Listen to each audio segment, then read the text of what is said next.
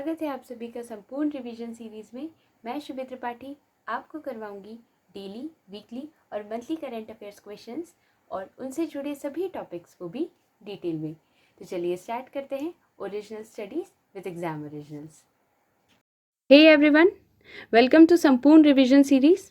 मैं शुभि त्रिपाठी आपको unit 8 cover करवाऊंगी, जिसमें सबसे ज़्यादा इंपॉर्टेंट है आपके करंट अफेयर्स। तो आज से मैं आपके डेली, वीकली और मंथली करंट अफेयर्स के लेक्चर्स लूँगी और साथ ही मैं आपके मंथली मध्य प्रदेश के स्पेसिफिक करंट अफेयर्स और इंडिया और एमपी के कॉन्टेक्स्ट में monthly books and authors, national and international events, important days, awards and achievements और ऑब्जेचरीज पर भी लेक्चर्स लूँगी, जिससे आपको रिवीजन करने में और भी आसानी होगी। इन करंट अफेयर्स को मैं जुलाई 2021 से स्टार्ट करवाऊंगी, जिससे हमारा पुराना भी रिवाइज हो जाएगा और जिन लोगों ने 2021 के करंट अफेयर्स नहीं पढ़े हैं उन्हें भी ये आसानी से याद हो जाएंगे। इन वीडियोस को मैं ज़्यादा लंबा नहीं होने दूंगी, क्योंकि हमें एक क्विक रिवीजन करना है और हमारे पास अब टाइम भी लिमिटेड ही है। तो चलिए बिना किसी देर किए हम स्टार्ट करते हैं। हमारा पहला क्वेश्चन है, world sports journalist day is observe globally every year on which day? विश्व खेल पत्रकार दिवस हर साल विश्व स्तरीय पर कौन से दिन मनाया जाता है? तो इसका राइट आंसर क्या होना चाहिए बताइए? इसका राइट आंसर होगा 2 जुलाई, 2 जुलाई। वर्ल्ड स्पोर्ट्स जर्नलिस्ट डे 2 जुलाई को विश्व स्तर पर मनाया जाता है, या विश्व खेल पत्रकार दिवस विश्व स्तर पर 2 जुलाई को मनाया जाता है। और 1 जुलाई को नेशनल सीए डे, राष्ट्रीय सीए दिवस यानी chartered accountant day, national doctors day यानी राष्ट्रीय चिकित्सक दिवस, नेशनल पोस्टल वर्कर डे यानी राष्ट्रीय डाक कर्मचारी दिवस भी मनाया जाता है। ठीक है, चलिए next. In which district of Madhya Pradesh, Union Agriculture Minister Narendra Singh Tomar has inaugurated the National Horticulture Boat Center? राष्ट्रीय बागवानी बोट केंद्र का उद्घाटन कृषि मंत्री नरेंद्र सिंह तोमर ने मध्य प्रदेश के कौन से जिले में किया है? तो क्या होना चाहिए इसका राइट आंसर बताइए? इसका राइट आंसर होगा ग्वालियर। ग्वालियर में राष्ट्रीय बागवानी बोट केंद्र का उद्घाटन किया गया है। क्या होता है नेशनल हॉर्टिकल्चर बोर्ड? क्यों इसको सेटअप किया गया है? तो हॉर्टिकल्चर इंडस्ट्री यानी बागवानी उद्योग के विकास में और सुधार करने के लिए टूल्स एंड टेक्निक्स के हाई टेक्नोलॉजी का यूज़ हो सके, पोस्ट हार्वेस्ट के डेवलपमेंट के लिए, प्लांटिंग मटेरियल की क्वालिटी को चेक करने के उद्देश्य से या उसके विकास के लिए इसकी स्थापना की गई है। कहाँ की गई है? ग्वालियर और चंबल के ग्रिड रीजन्स में मध्य प्रदेश के नदन 21 डिस्ट्रिक्ट, उत्तरीय 21 जिलों में ग्वालियर और चंबल विभाग के ग्रिड रीजन्स के साथ इसको स्थापित किया गया है, जिससे 21 जिलों के किसानों को लाभ हो सके। ठीक है, ये एक ऑटोनॉमस सोसाइटी है और इसको 1984 में स्टैब्लिश किया गया था। इसका हेडक्वार्टर कहाँ है? इसका मुख्यालय गुड़गांव, हरियाणा में है। राष्ट्रीय बागवानी मिशन 10वीं पंचवर्षीय योजना के तहत 2005 और 6 में शुरू किया गया था और mission for integrated development of horticulture यानी बागवानी के एकीकृत विकास मिशन मिध इसकी सबसे ज़्यादा इम्पोर्टेंट स्कीम है। और क्यों है ये इतनी इम्पोर्टेंट?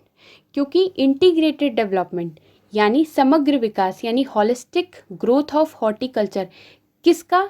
उन फसलों का जिनका उत्पादन मध्य प्रदेश में कम स्तर पे होता है या किया जा रहा है, उसका समग्र विकास करने के लिए इसको स्थापित किया है। कौन सी वो फसलें हैं? जैसे फल हो गए, सब्जियां हो गई, fruits, vegetables, crops, species, flowers, cashew, bamboos etcetera. तो इन्हीं सब को उत्पादन करने के लिए इस स्कीम को लाया गया है। Father of horticulture in India कौन है भारत में बागवानी के जनक? एमएच मैरीगोडा। ठीक है, चलिए नेक्स्ट देखते हैं। Home in the world a memoir is authored by home? Home in the world a memoir, ये बुक किसके द्वारा लिखी गई है? Who is the author? तो बताइए क्या होना चाहिए आंसर? कौन है home in the world a memoir के ऑथर? इसका राइट आंसर होगा अमर्त्य सेन। अमर्त्य सेन ने 2021 में home in the world a memoir book लिखी थी या पब्लिश की थी? ठीक है, बाकी सोनिया सनवलका, इनकी कौन सी बुक है? The race of my life is the autobiography of Milkha Singh. ये मिल्खा सिंह की आत्मकथा है, ये बहुत इंपॉर्टेंट है, आप याद रखिएगा प्लीज़। डेविड दियोप की कौन सी है? At night all blood is black. और अयाज मेमोम की कौन सी है? Indian innings the journey of Indian cricket from 1947। ठीक है, चलिए नेक्स्ट देखते हैं। Which country was certified as malaria free by the World Health Organization? ये सबसे इंपॉर्टेंट क्वेश्चन है, ध्यान से देखिएगा। विश्व स्वास्थ्य संगठन द्वारा किस देश को मलेरिया मुक्त घोषित किया गया है? कौन सी कंट्री को मलेरिया फ्री कर दिया गया है अब? चलिए बताइए क्या होना चाहिए इसका आंसर। देखिए इंडिया तो नहीं होगा, ये तो पता है, तो पहला ऑप्शन तो यही गया। कौन सा होना चाहिए? इसका राइट आंसर होगा चाइना। चाइना को मलेरिया फ्री कर दिया गया है। China becomes the 40th territory. China 40वां देश है, 40वां नेशन है ऐसा जिसको अब मलेरिया फ्री कर दिया गया है। इसके पहले 39th को भी मलेरिया फ्री कर दिया गया है। और अभी हाल ही में 2021 में कौन सा और हुआ है? एल साल्वाडोर हुआ है। 2019 में अल्जीरिया और अर्जेंटीना हुआ है। और 2018 में पैराग्वे और उज़्बेकिस्तान को मलेरिया फ्री किया गया है। चाइना पहली कंट्री है वेस्टर्न पैसिफिक रीजन की जिसको 30 साल लग गए मलेरिया फ्री होने में। और रही बात हमारी इंडिया की, तो ऐसा कहा जाता है कि 2030 तक हमारी इंडिया भी मलेरिया फ्री हो जाएगी। I am sorry. नेक्स्ट देखते हैं। Who will become the second Indian born woman to fly into space? अंतरिक्ष में उड़ान भरने वाली दूसरी भारतीय मूल की महिला कौन बनी है? तो बताइए इसका क्या होना चाहिए आंसर। इसका सही आंसर क्या होगा? इसका राइट आंसर है Sirisha Bandla. Sirisha Bandla will become the second Indian born women to fly into space. ये दूसरी महिला या दूसरी भारतीय मूल की महिला बन जाएंगी। ये वर्जिन गैलेक्टिक के अरबपति संस्थापक यानी billionaire founder, virgin galactic founder Richard Branson के साथ अंतरिक्ष की यात्रा करने वाले 5 लोगों में से एक होंगी। इनका जन्म गुंटूर आंध्र प्रदेश में हुआ था। And she will be the 4th Indian origin person. ये चौथी भारतीय मूल व्यक्ति होंगी। दूसरी भारतीय मूल की महिला होंगी, पर ये चौथी भारतीय मूल की व्यक्ति होंगी। क्यों? क्योंकि पहले कौन थे? हमारे Rakesh Sharma, second was the Kalpana Chawla, and third was the Sunita Williams, and fourth will be the Shirisha Bandla. हम सुनीता विलियम्स को क्यों नहीं बोलेंगे कि वो दूसरी भारतीय मूल की महिला थी? वो क्यों? क्योंकि उनका जन्म भारत में नहीं, उनका जन्म अमेरिका में हुआ था, इसलिए हम शिरीषा बंदला को दूसरी भारतीय मूल की महिला कहेंगे। ठीक है, चलिए नेक्स्ट देखते हैं। Where has the Indian railways recently open the first movable fresh water tunnel aquarium? भारतीय रेलवे ने हाल ही में कौन से स्टेशन में, किस राज्य के या कौन से रेलवे स्टेशन में पहला movable fresh water tunnel aquarium खोला है? तो बताइए इसका क्या आंसर होना चाहिए। इसका राइट आंसर होगा बेंगलुरु। बेंगलोर में इंडियन रेलवेज ने first movable fresh water tunnel aquarium खोला है। और ये कौन सा स्टेशन होगा? बेंगलुरु क्रांतिवीर संगोली रायन्ना रेलवे स्टेशन। और ये मूवेबल क्यों है? इसका मतलब ये नहीं है कि ये मूवेबल एक्वेरियम है या मूवेबल ये चलता फिरता एक्वेरियम है, नहीं, ये एक टनल है। टनल मतलब यहाँ पर आप इस पूरी टनल से होकर निकलेंगे, आपको पूरी टनल में एक्वेरियम मिलेगा। यहाँ फिशेस की अलग अलग स्पीसीज आपको देखने के लिए मिलेंगी। ये किस उद्देश्य से बनाया है?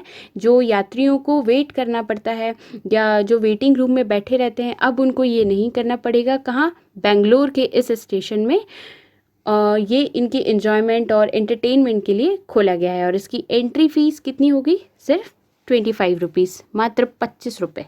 ठीक है, चलिए देखते हैं next. What has been renamed as Jhansi railway station of Uttar Pradesh? Jhansi railway station का नाम बदलकर अब क्या रख दिया गया है? बताइए। तो झांसी तो बड़ी फेमस है, किसके द्वारा फेमस है? खूब लड़ी मर्दानी वो तो झांसी वाली रानी थी। झांसी की रानी कौन? रानी लक्ष्मीबाई। तो इसका राइट आंसर क्या होना चाहिए? रानी लक्ष्मीबाई। ठीक है, रानी लक्ष्मीबाई के नाम पे झांसी रेलवे स्टेशन का नाम रख दिया गया है। और बाकी और भी स्टेशंस हैं जिनका नाम बदला गया है। कौन है वो? नौरगढ़ रेलवे स्टेशन या नौगढ़ रेलवे स्टेशन, जिसका नाम बदलकर अब सिद्धार्थ नगर रेलवे स्टेशन कर दिया गया है। मुगल सराय रेलवे स्टेशन का पंडित दीनदयाल उपाध्याय जंक्शन, इलाहाबाद जंक्शन का प्रयागराज, और अयोध्या हवाई अड्डा या अयोध्या एयरपोर्ट का नाम बदलकर अब मर्यादा पुरुषोत्तम श्रीराम एयरपोर्ट कर दिया गया है। ठीक है, नेक्स्ट देखते हैं। Pushkar Singh Dhami sworn is in as the 11th chief minister of which state? Pushkar Singh Dhami किस राज्य के 11वें मुख्यमंत्री बने हैं? तो कौन सा होगा इसका राइट आंसर? कौन से राज्य के 11वें मुख्यमंत्री बने हैं पुष्कर सिंह धामी जी, बताइए। तो इसका राइट आंसर होगा उत्तराखंड। उत्तराखंड में पुष्कर सिंह धामी जी बने हैं। Pushkar Singh Dhami became the youngest CM. 45-year-old Pushkar Singh Dhami became the youngest CM of Uttarakhand. ठीक है, और ये कहाँ से एमएलए बने थे? ये उधम सिंह नगर डिस्ट्रिक्ट ऑफ उत्तराखंड, उधम सिंह नगर जिले उत्तराखंड से ये एमएलए बने थे। ठीक है, और नित्यानंद स्वामी यहाँ के पहले मुख्यमंत्री थे, was the first chief minister. और उत्तराखंड में पहला पॉलिनेटर पार्क है, फर्स्ट पॉलिनेटर पार्क है, फर्स्ट लाइकन पार्क भी है, first snow leopard conservation centre भी है, और इंडिया का सबसे हाईएस्ट डैम टेहरी डैम जो कि उत्तराखंड में है, कौन सी नदी? भागीरथी नदी पे, भागीरथी रिवर पर टेहरी डैम बना गया है। ठीक है, चलिए नेक्स्ट देखते हैं। विच union minister has launched crop insurance awareness campaign for the crop insurance scheme? किस केंद्रीय मंत्री ने फसल बीमा योजना के लिए फसल बीमा जागरूकता अभियान शुरू किया है? फसल बीमा जागरूकता क्यों जागरूक करते हैं? फसल के लिए आप बीमा लीजिए, किसानों को क्यों जागरूक किया जाता है? जिससे उनकी फसल अगर खराब होती है तो उसकी पूरी भरपाई सरकार करेगी, क्योंकि कुछ किसान जो होते हैं वो फसल खराब होने के डर से आत्महत्या कर लेते हैं, उन पे इतना कर्जा चढ़ जाता है कि वो उसकी भरपाई नहीं कर पाते हैं। तो ऐसे ही किसानों के लिए क्रॉप इंश्योरेंस अवेयरनेस कैंपेन लागू किया गया है। तो किस यूनियन मिनिस्टर ने किया है? देखिए, क्रॉप है यानी एग्रीकल्चर की बात हुई है, तो एग्रीकल्चर मिनिस्टर हमारे कौन है इंडिया के? नरेंद्र सिंह तोमर। तो इसका राइट आंसर होगा Narendra Singh Tomar. Narendra Singh Tomar agriculture and farmer welfare minister हैं, और इन्होंने इस कैंपेन को लॉन्च किया है, और इस योजना को हमारे प्रधानमंत्री नरेंद्र मोदी जी ने लॉन्च किया है 18 फरवरी 2016 को। ठीक है, चलिए तो नेक्स्ट देखते हैं। हमारा नेक्स्ट क्या है? The central government has extended the tenure of which CEO chief executive officer of NITI Aayog for 1 more year? एक और वर्ष के लिए किसका कार्यकाल बढ़ा दिया गया है? मतलब कौन है वो जिनका कार्यकाल बढ़ा दिया गया है? वो नीति आयोग के CEO हैं। कौन है? तो ये तो सभी को पता है कि CEO of NITI Aayog is Amitabh Kant. तो इसका राइट आंसर होगा अमिताभ कांत, जिनका कार्यकाल 30 जून 2022 तक के लिए बढ़ा दिया गया है, और ये इनका तीसरी बार टेन्योर बढ़ाया जा रहा है, तीसरी बार इनका कार्यकाल बढ़ाया जा रहा है। ठीक है, इनको 17 फरवरी 2016 में नियुक्त किया गया था, इनको अपॉइंट किया गया था, और नीति आयोग का फॉर्मेशन 1 जनवरी 2015 को किया गया था, और 2016 को इन्हें अपॉइंट किया गया था। नीति आयोग का हेडक्वार्टर कहाँ पर है? न्यू दिल्ली में, और इसके चेयरपर्सन कौन है? प्राइम मिनिस्टर होते हैं। तो हमारे प्राइम मिनिस्टर यानी नीति आयोग के चेयरपर्सन कौन है? नरेंद्र मोदी। ठीक है, तो अभी तक के लिए इतने questions I think enough for quick revision, और आज का लेक्चर मैं यहीं पर ही ख़त्म करूँगी। और नेक्स्ट हमारी रहेंगी क्वेश्चनरीज जिनका आंसर आप मुझे कमेंट सेक्शन में बताएंगे, और इसका डिस्क्रिप्शन मैं आपको नेक्स्ट वीडियो में बताऊंगी। तो हमारी क्वेश्चनरीज के सिर्फ 3 ही क्वेश्चंस रहेंगे जिसका आंसर आपको बताना है। पहला है what is the name of India's first indigenous drone defence dome, and second is who is the author of a biography of Nathuram Godse. Nathuram Godse, the true story of Gandhi's assassin, which will be published by Pan Macmillan India in 2022। ये बहुत important question है, इसका answer आपको पता होना चाहिए, तो आप मुझे कमेंट सेक्शन में बताएंगे। और तीसरा होगा who became the new vice chief of Indian air force, भारतीय वायुसेना के नए उप प्रमुख कौन बने हैं। ठीक है, चलिए तो देखिए ये पहला लेक्चर है तो हो सकता है मुझसे गलतियां हुई हों, तो मैं माफ़ी चाहूँगी और कोशिश करूँगी कि नेक्स्ट लेक्चर आपके लिए और इंटरेस्टिंग हो, जिसमें आपको रिवीजन करने में और आसानी होगी। ठीक है, तो जब तक के लिए thank you and bye bye and take a very good care of yourself. Thank you.